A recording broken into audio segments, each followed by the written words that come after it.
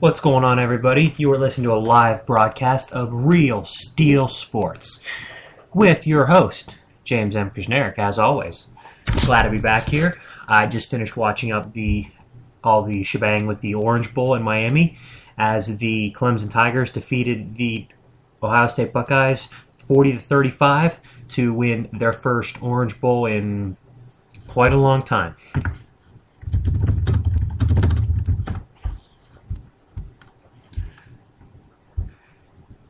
I was really impressed by two of the players in the game that I think will be adequate professionals. I think Taj Boyd, the quarterback, threw for 5 touchdowns, ran for another, had a really phenomenal game. But the guy that I think is going to be a great player in the NFL is Sammy Watkins.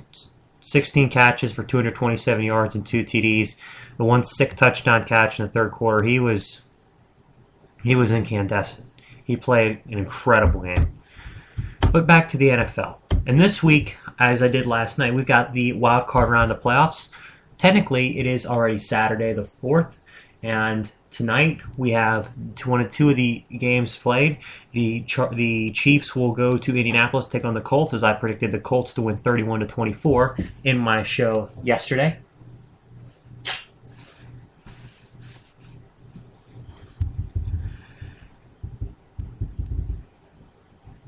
But then again, I also broke down the Bengals and the Chargers game on Sunday, which I predicted the Bengals to win 31-20. But for the second Sunday game, we have the Green Bay Packers hosting the San Francisco 49ers. This will be the third meeting in the last 2 seasons between the two of them. Actually, the fourth, I apologize. In the 2012 season opener, the Packers faced the 49ers at home in Lambeau Field, and the San Francisco 49ers came in and pretty much ran over them. 186 rushing yards and limiting Green Bay to only 45. The Packers ended up losing that game 30-22. San Francisco played incredible football that game. They really were able to control the tempo of the game and keep Green Bay on the sideline, at least keep Aaron Rodgers and the offense on the sideline. Then you have the playoff game, which Colin Kaepernick ran for 181 yards and a touchdown, and you've got the 49ers in general racked up almost 600 yards of offense and really held Green Bay in check most of the game and ran out to a 45-31 win. And then this year, week 1, tempers were flying as the 49ers took out the Green Bay Packers 34-28 in Candlestick Park in San Francisco. And now this rematch will be in one of the coldest environments in NFL history, as the Green Bay Packers will host the 49ers in Lambeau.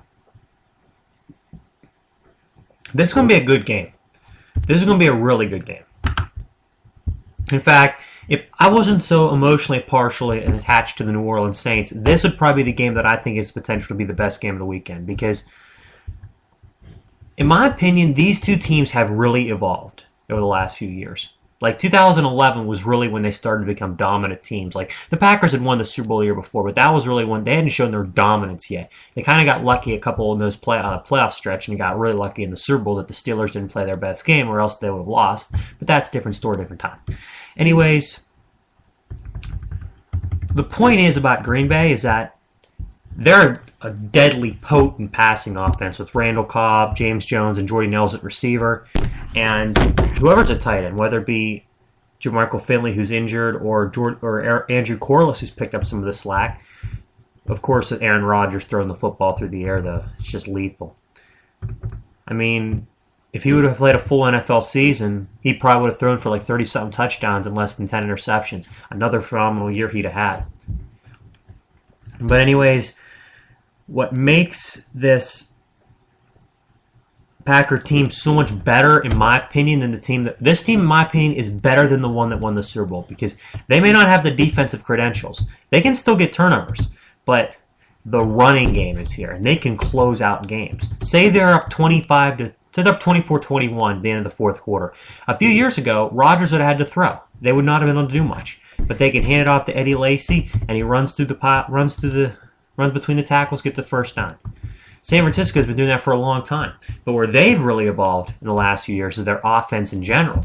Like, they were pretty much just a strict defensive team. When they went to the NFC title game under Harbaugh's first year in 2011, They're more or less a defensive team with a little bit of offensive bite. And last year they started to score more points, and then this year, 11th in points.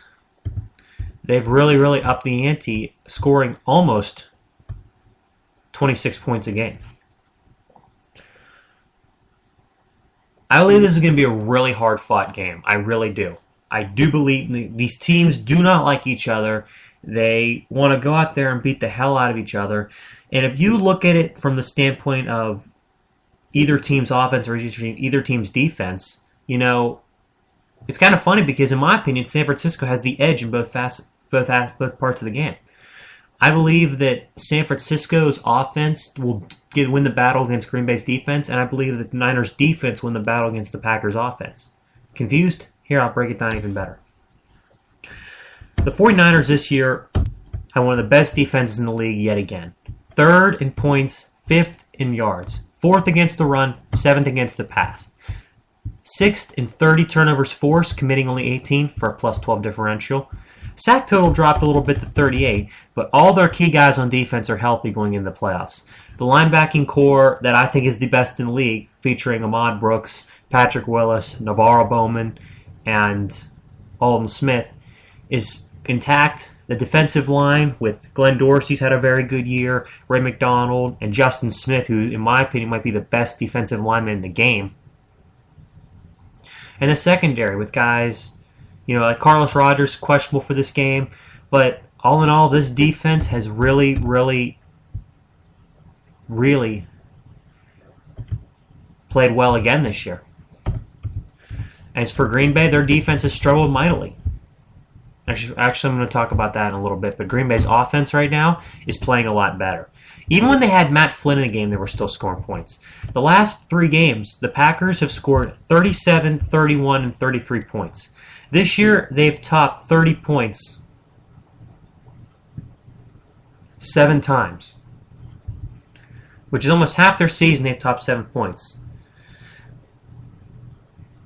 In only 4 games this year did they fail to score 20. They've been a very consistent offense all year long. That mild stretch, though, wherever Aaron Rodgers did initially go down, they kind of struggled, but they had to lean on Eddie Lacy. But Eddie Lacy's proven to be everything the Packers thought he would be when they drafted him out of Alabama in the draft this year. They've been able to grind down the clock better and help, Matt Flynn or Scott Tolzien or any of these guys. He's really been a big asset to them. And of course, you got Rodgers throwing. Rodgers having a really good year. And Jordy Nelson, 1,300 receiving yards. It's going to be, it's basically irresistible force and meets a movable object. In this matchup, I like the movable object because Rodgers had a damn good second half against the Chicago Bears. Did not have a very good first half with a couple of picks. That's the problem. That's, if I'm a Packer fan, I'm worried about because he goes out there, throws 2 picks in the first half. Second half, he plays well, but that's the Bears' defense we're talking about. And I will give you the rankings of the 2013 Bears defense. They were 30th in points allowed, mind you. They were 30th in yards, 15th against the pass, and dead last against the run. Now, you can't compare that defense to San Francisco. So you can't say, oh, Rodgers played well last week, he's going to be playing well again. The fact that it's going to be bitter cold outside, I think if any player for Green Bay is going to win this game, it's going to be Eddie Lacy. And he's going up against one of the best run defenses in the league, which is scary. But guys like Jordy Nelson, guys like James Jones, guys like Randall Cobb, they've never played in cold weather like this. They don't know what this is like. And I think it's really going to be interesting to see how they if they rise to the occasion, or do they just kind of falter. But if you flip the other side, if you've got the San Francisco offense against the Green Bay defense, Colin Kaepernick had, in my opinion, an underratedly good year. His numbers, not impressive. 21 touchdowns, 8 interceptions, less than 60% completion. But he never, ever put his team in a bad position. The only game he really didn't play well, actually 2 games, the Seattle game and the Carolina game. But he's not going against an Iron Curtain defense like those two teams. Seattle and Carolina, arguably the two best defenses in the NFL this year, and as rightfully so, they're the top two seeds in the NFC. They're going up against the defense in Green Bay that in rush, pass, yards, and points, they're not in the top 23, I should say, of any of those categories. 25th in yards and in rush, 24th in pass and points. It's funny because Green Bay, I believe, is the only team this postseason to score fewer points than they give up. And they've scored 417, giving up 428. So even though you can pin the problems on offense and on the fact that Rodgers and Finley weren't there or that the offensive line kind of underperformed, the defense has had some problems this year. They've given up some big plays. Offenses have just torched them. And the thing for San Francisco they've got to be happy about is in Week 1, they did not have Michael Crabtree when they played the 49ers. When the 49ers played the Packers. In that game, Kaepernick had probably the best passing display of his young career. He was 27 of 39, 412 yards and 3 touchdowns, no picks. Anquan Bolden with 208 yards on 13 catches and a touchdown. Vernon Davis, 98 yards, 6 catches and 2 touchdowns. And now you throw Michael Crabtree in, who's a swift, young, fast wide receiver.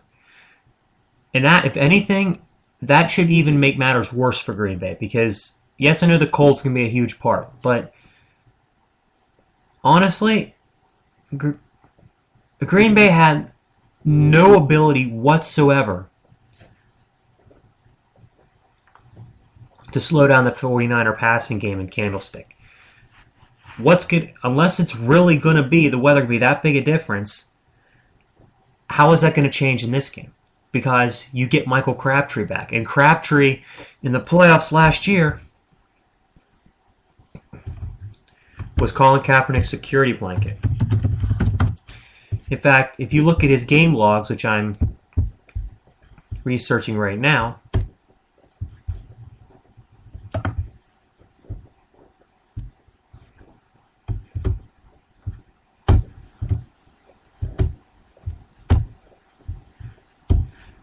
Kaepernick took over, and his first start was against the Bears on November 19, 2012. Crabtree, in three of the past 5 games that team played that year, the 49ers played, he went for at least 100 yards receiving and at least 7 receptions in 4 of those games. And the playoff games, he had both against the Super Bowl against Baltimore and in the playoff game against Green Bay, Crabtree had over 100 yards receiving. So Crabtree is the guy that the Kaepernick feels most comfortable with.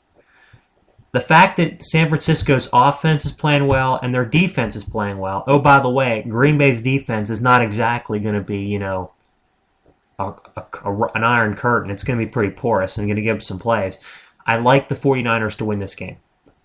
I'd say 27-23. I'd say that San Francisco builds a pretty good lead. I think Green Bay comes back. San Fran scores once again, and Green Bay scores again, and that'll be the end of the game because I don't think Green Bay's going to be able to keep pace. Not so much with the fact that San Francisco's this, high-powered offense, but just because of the fact that San Francisco's defense is going to be able to hold Green Bay enough, and I think they will. Okay, that was the first half of my show today. That was the first segment. In my next segment coming up very shortly, Saints, Eagles. Who you got? Stay tuned.